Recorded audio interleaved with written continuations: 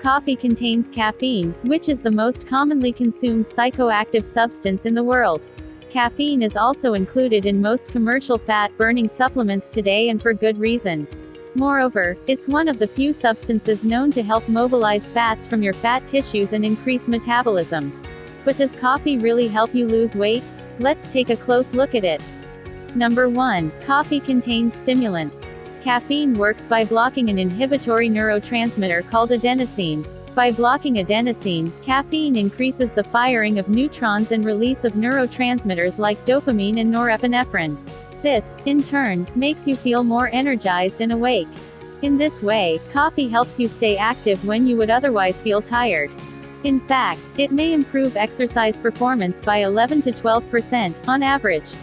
Number 2. Coffee can help mobilize fat from fat tissue.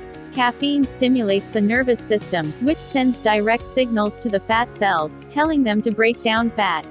It does this by increasing blood levels of the hormone epinephrine. Epinephrine, also known as adrenaline, travels through your blood to the fat tissues, signaling them to break down fats and release them into your blood.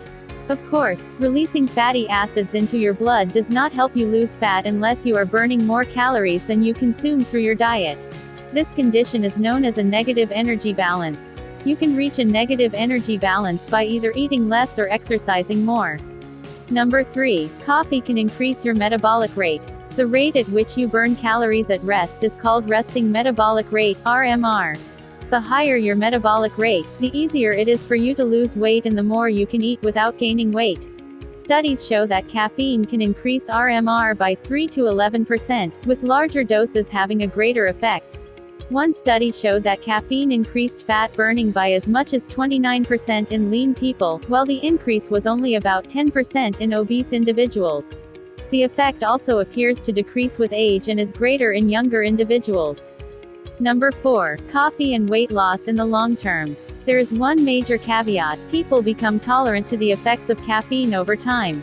In the short term, caffeine can boost the metabolic rate and increase fat burning, but after a while people become tolerant to the effects and it stops working. But even if coffee doesn't make you expend more calories in the long term, there is still a possibility that it blunts appetite and helps you eat less. In one study, caffeine had an appetite-reducing effect in men, but not in women, making them eat less at a meal following caffeine consumption. However, another study showed no effect for men. Even though caffeine can boost your metabolism in the short term, this effect is diminished in long-term coffee drinkers due to tolerance. If you're primarily interested in coffee for the sake of fat loss, it may be best to cycle your coffee drinking habits to prevent a buildup of tolerance. Of course, there are plenty of other great reasons to drink coffee, including the fact that coffee is one of the single largest sources of antioxidants in the Western diet. If you like the video, give it a thumbs up and share it with your friends and family. For more tips, subscribe to the channel.